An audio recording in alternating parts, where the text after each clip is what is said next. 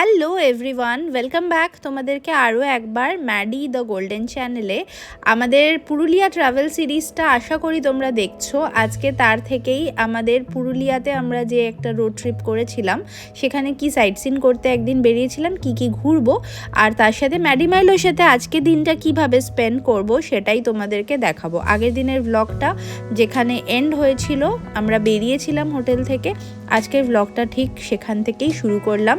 চলো তাহলে আজকের ভিডিওটা শুরু করা যাক। পুরুলিয়া আর তার আশেপাশে এরিয়াগুলো, রাস্তা, সাইট সিন সব কিছুই আজকের এই ব্লগে তোমরা দেখতে পাবে। আর ডেফিনেটলি সঙ্গে ম্যাডি মাইলো তো থাকবেই।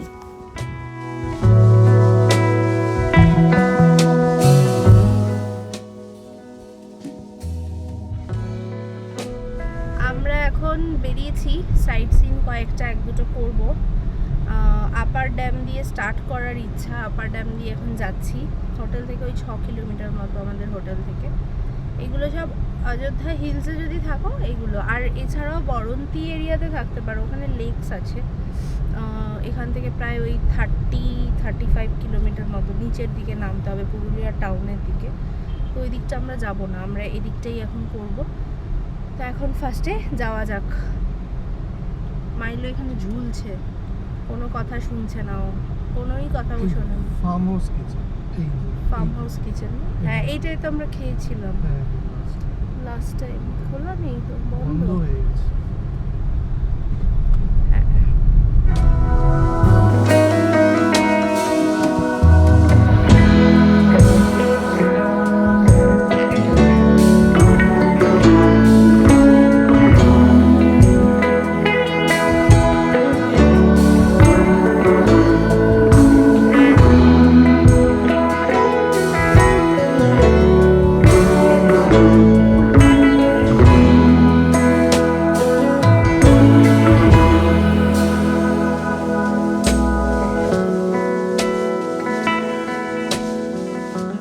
আমরা যেহেতু অযোধ্যা হিলের মধ্যেই থেকেছি, মানে পাহাড়ের ওপরেই হিল টপেই ছিলাম, তাই জন্য আমাদের হোটেল থেকে এখানে আসতে আমাদের খুব একটা সময় লাগলো না।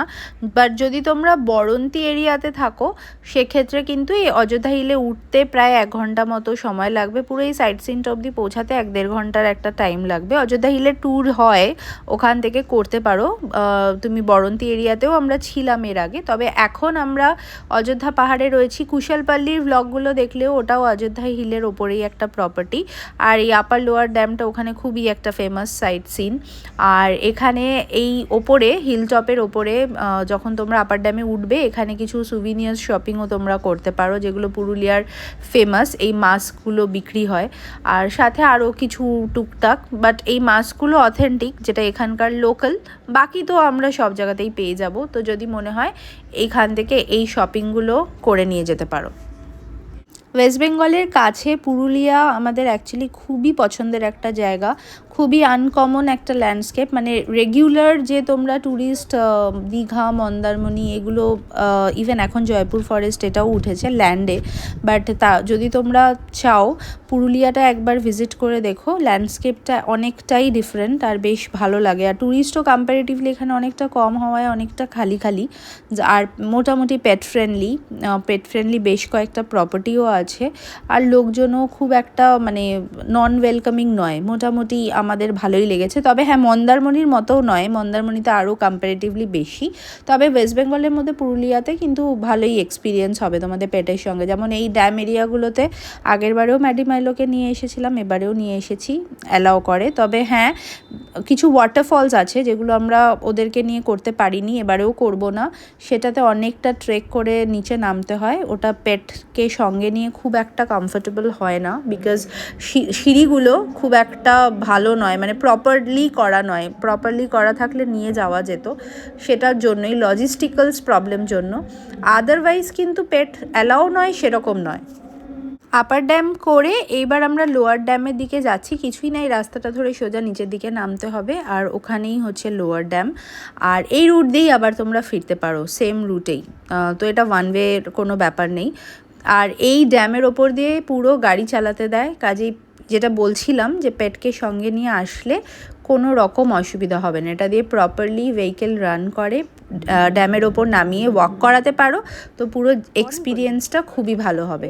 এখানে এখন আমরা লোয়ার ড্যামের একটা ভিউ পয়েন্টে চলে এসেছি। গাড়িটাকে একটু সাইড করিয়ে ছাওয়া দেখিয়ে এই যে তোমাদেরকে দেখাচ্ছি, এইটা হচ্ছে লোয়ার ড্যামের। রাস্তাটা ভীষণ ভীষণ ভালো। পুরুলিয়াতে রোডসের সিচুয়েশন কিন্তু বেশ ভালো। তোমরা ইভেন কলকাতা থেকেও যখন আসবে, ভালো হাইওয়ে প্লাস পাহাড়ে ওঠার রাস্তাটা, ফার্স্ট টাইম যারা হিল ড্রাইভ করবে ভাবছো একটু স্কেপটিক্যাল ভয় লাগে, তাদের জন্য definitely you can start with Purulia.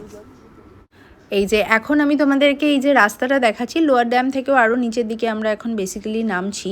আর রাস্তাটা দেখলেই বুঝতে পারবে যে দুটো গাড়ি প্রপারলি পাস হতে পারে, কতটা চওড়া পাহাড়ি রাস্তা, মানে পুরো টার্নিং হেয়ার পয়েন্ট বেন্ডগুলো রয়েছে, কিন্তু টার্নিংগুলো দেখলে বুঝতে পারবে কোনো রকমই ড্রাইভিংয়ে প্রবলেম হবে না। আর হাইটও অনেকটাই কম, তাই জন্য যারা প্রথমেই নর্থ বেঙ্গলের যাওয়ার জন্য একটু স্কেপটিক্যাল বা ভয় করছে, আমি তো বলবো পুরুলিয়া দিয়ে স্টার্ট করতে পারো। নেতারহাট এখনও আমরা করিনি, তবে যদি নেতারহাট ভবিষ্যতে যাই তার ড্রাইভিং এক্সপিরিয়েন্সও তোমাদের সাথে শেয়ার করব ডেফিনেটলি।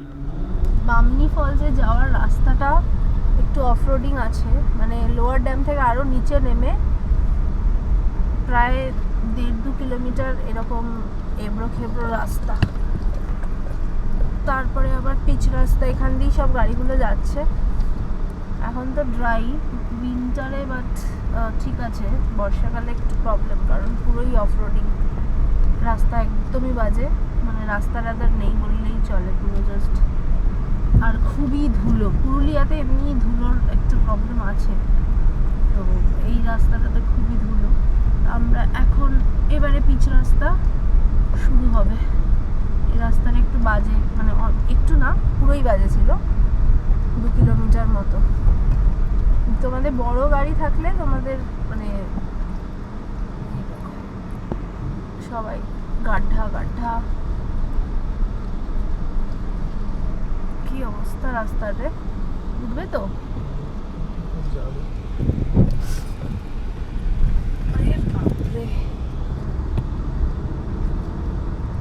তারপরে আবার একটু ভেবে ভালো রাস্তা মনে হচ্ছে।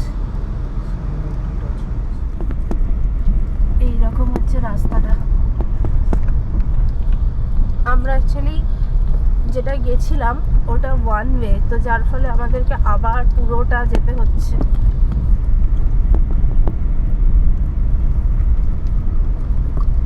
গিয়ে তারপরে আবার আই থিঙ্ক আপার ড্যাম থেকেই ঘুরতে হবে। সব ঘুরে আমরা আবার সেই আপার ড্যামের এরিয়াতেই চলে এলাম। এখান থেকে আমি ভাবছি যে আমরা এবার হোটেলেই ফেরত যাই, বিকজ দুবার অলরেডি পুরুলিয়া ঘোরা, সাইট সিন খুব একটা আমাদের এমনিও ম্যাডিমাইলোকে নিয়ে হবে না। পায়েলদেরকে বলবো যে ওরা করুক, আমরা যাই, একটু রেস্ট নিই, দেখা যাক।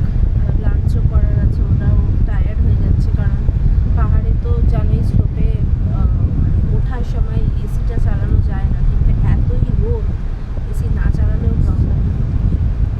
সব কিছু ডিসাইড করে আমরা ভাবলাম যে হোটেলেই ফেরত যাওয়া যাক। এখানে খাওয়া দাওয়া করে এবার আমরা একটু আড্ডা দিতে বসবো। আর বিকেলে এখানে একটা কালচারাল প্রোগ্রাম ছিল, সেটা হচ্ছে ওদের যে লোকাল ডান্স, মাস্ক ডান্স যেটা ওরা করে, সেইটা এখানে আমরা এখন দেখব, যেটা হোটেল থেকেই অর্গানাইজ করা হয়েছে, কোনো রকম এক্সট্রা চার্জ নেই। তবে এটা ওদের ট্রেডিশনাল ডান্স, এই মুখোশের ডান্সটা, আর এই মুখোশগুলোই ওখানে বিক্রিও হচ্ছিল তোমাদেরকে, যেটা আপার ড্যামের ওখানে দেখালাম। খুবই ডিফিকাল্ট, পুরো মুখে এই মাছটাকে বেঁধে নাচটা করে, আর কোনো চোখ দেখা যায় না, না দেখে করে। আর প্রচুর বার এরকম যে মাটিতে বসছে, পুরো একদম হার্ড সার্ভিসের ওপরে। এরকম ট্রেডিশনাল যে কালচারগুলো রয়েছে ইন্ডিয়ার কাছে, এরকম প্রচুর স্টেট ওয়াইজ প্রচুর এরকম আর্ট রয়েছে, যেগুলো বাঁচিয়ে রাখছে যারা এগুলো করছে। আর আমার মনে হয় এগুলো দিয়ে আমাদের নেচার, কালচার সব কিছুর সাথে এগুলো খুবই ভালোভাবে লিঙ্ক। কি করছিস, কি করছিস দুজনে এখানে?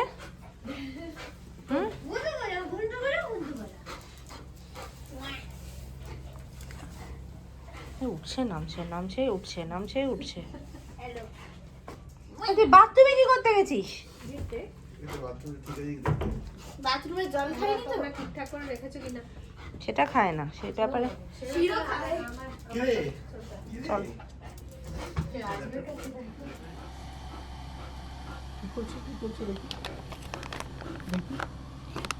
ম্যাডি সব খেয়ে নেবে ম্যাডি।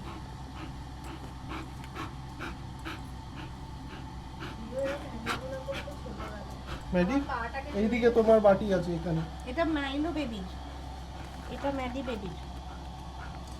বেশি ওই, খাবার এগুলো। হয়ে গেল রে। ঠিক আছে খাবো। ওই মাইলো কি হ্যাঁ ম্যাডি ফ্রাইড রাইস, ফ্রাইড রাইস আর চিলি চিকেন। দেখ পুরো ফ্রাইড রাইসের মতো দেখতে লাগবে, তুই দেখ খাবারটা। কি ঠিক ভালো না? এটা ইয়ামি না? হ্যাঁ মাম্মি এরকম পারে না রান্না করতে। ওইটাই ঠিক, এইসব তো চিনি বেশি। আজকে দিনটা এইভাবেই আমরা এন্ড করলাম। কালকে আমাদের বেরোনো সকালবেলা, যার ভ্লগ আবার নেক্সট সানডেতে আমি পাবলিশ করব। কেমন লাগলো ভ্লগটা নিশ্চয়ই জানিও, কোনো রকম কোয়েরি থাকলে কমেন্ট করো। খুব শিগগিরই পরের এপিসোডে নেক্সট সানডেতে দেখা হচ্ছে। সবাই খুব ভালো থেকো, টাটা এভরিওয়ান।